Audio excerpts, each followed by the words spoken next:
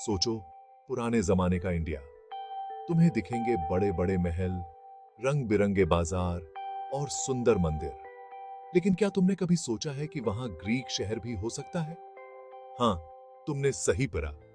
India के इतिहास में एक ऐसा शहर भी था जो ग्रीक लोगों ने बनाया था।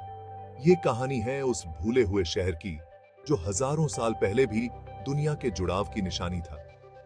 ये शहर वक्त के साथ गुम तो हो गया, पर अपने पीछे कुछ निशान छोड़ गया। सिक्के, मूर्तियां और कुछ टूटे फूटे खंडहर। ये निशान हमें इतिहास के उस दौर की झलक देते हैं जब दो अलग अलग सभ्यताएं मिली और एक दूसरे में घुल मिल गईं।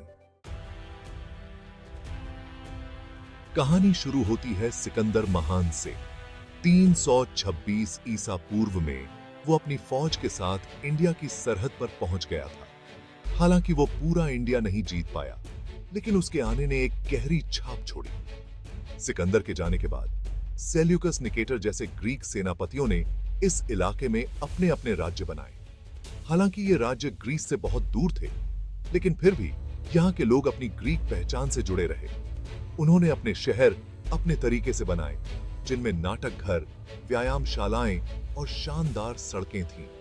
लेकिन ये शहर एथेंस या स्पार्टा की नकल नहीं थे। ये शहर इंडो ग्रीक थे, जो दो अलग अलग संस्कृतियों के मेल को दर्शाते थे। इंडिया में बसा ये ग्रीक शहर बस पत्थरों का बना हुआ नहीं था। ये तो अलग अलग संस्कृतियों का संगम था। यहाँ ग्रीक और भारतीय लोग साथ साथ रहते थे और उनकी जिंदगी एक दूसरे से इस तरह जुड़ गई थी कि देखते ही बनता था।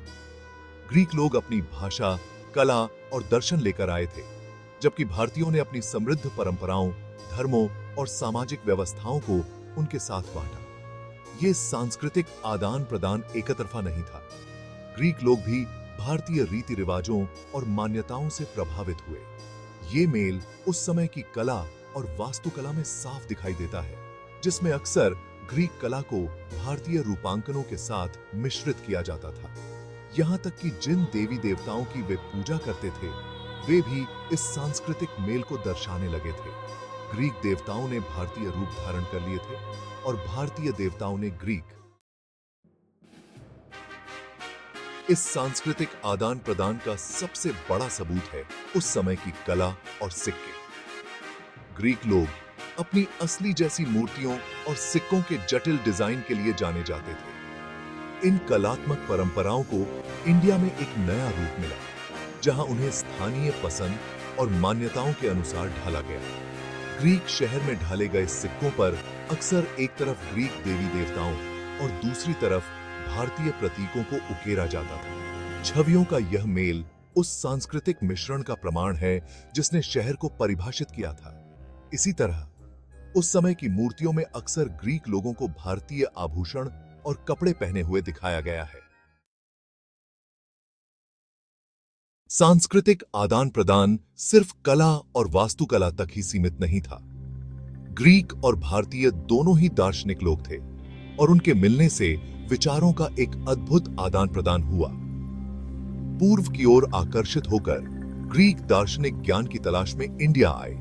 वहां उन्होंने भारतीय ऋषियों के साथ जीवन, मृत्यु और वास्तविकता की प्रकृति पर चर्चा की। विचारों का यह आदान प्रदान एक तरफा नहीं था। ध्यान और आध्यात्मिक ज्ञान पर जोर देने वाले भारतीय दर्शन ने भी ग्रीक विचारों को प्रभावित किया। विचारों का यह आदान प्रदान उस बौद्धिक जिज्ञासा का प्रमाण है जिसने इस युग को परिभाषित किया। यही सम इस बात पर प्रकाश डालता है कि कैसे ज्ञान की खोज ने भौगोलिक और सांस्कृतिक सीमाओं को पार कर लिया। ग्रीक शहर सिर्फ सांस्कृतिक आदान प्रदान का केंद्र ही नहीं था, बल्कि व्यापार का एक बड़ा केंद्र भी था। सिल्क रोड और मसाला रूटों के चौराहे पर स्थित होने के कारण यह शहर दूर दूर से व्यापारियों को आकर्षित करता था। ग्रीक व्यापारी अपने साथ भूमध्य सागरीय दुनिया से सामान लाते थे, जबकि भारतीय व्यापारी अपने साथ विदेशी मसाले, रेशम और कीमती पत्थर लाते थे। यह व्यापार दोनों के लिए फायदेमंद था। ग्रीक लोगों को पूर्व से विलासिता के सामान मिलते थे, जबकि भारतीयों को अपने उत्पादों की बिक्री से लाभ होता था। इस आर्थिक लेन देन ने दोनों संस्कृतियों के बीच संबंधों को और मजबूत किया। यह इस बात पर प्रकाश डालता है कि प्राचीन दुनिया में सांस्कृतिक आदान प्रदान को बढ़ावा देने और आपसी संबंधों को मजबूत बनाने में व्यापार ने कैसे महत्वपूर्ण भूमिका निभाई। अपनी शुरुआती समृद्धि के बावजूद ग्रीक शहर का अंततः पतन हो गया। इस पतन का कोई एक कारण नहीं था, बल्कि कई कारण थे।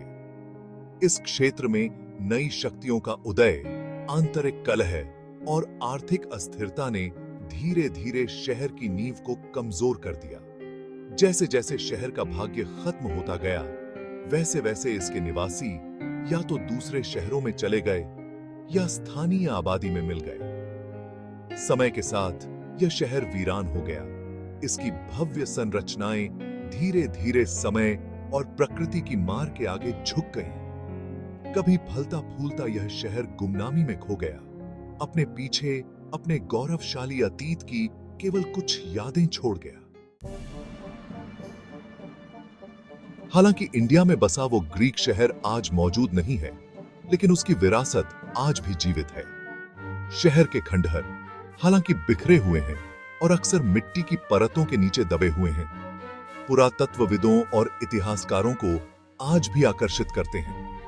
ये अवशेष एक भूले हुए पहेली के टुकड़ों की तरह बीते युग की बहुमूल्य जानकारी प्रदान करते हैं। इस शहर के प्रभाव को इस क्षेत्र की कला, वास्तुकला और यहां तक कि भाषा में भी देखा जा सकता है। आधुनिक भारतीय भाषाओं के कई शब्दों का पता ग्रीक भाषा से लगाया जा सकता है, जो इस सांस्कृतिक आदान प्रदान के स्थायी प्रभाव का प्रमाण है। इस शहर की कहानी हमें हमारी दुनिया के आपसी जुड़ाव और सांस्कृतिक आदान प्रदान की स्थायी शक्ति की याद दिलाती है। प्राचीन इंडिया में बसे यूनानी शहर की कहानी सांस्कृतिक मेल, बौद्धिक आदान प्रदान और आर्थिक समृद्धि की एक दिलचस्प कहानी है। यह प्राचीन सभ्यताओं के बारे में हमारी उस धारणा को चुनौती देती है कि वे अलग-थलग संस्थाएं थीं और सांस्कृतिक सीमाओं के लचीलेपन पर प्रकाश डालती हैं। हालांकि यह शहर गायब हो गया है, लेकिन इसकी विरासत आज भी जीवित है, जो हमें याद दिलाती है कि दुनिया हमेशा से एक दूसरे से जुड़ी रही है। इतिहास का यह भुला हुआ अध्याय हमें और गहराई में जाने के लिए, इन छिपे हुए संबंधों को उजागर करने के लिए प्रेरित करता है, जो हमें एक साथ बांधते हैं। यह मानवीय संपर्क की स्थायी शक्ति और हमारे साझा अतीत की समृद्धि का प्रमाण है।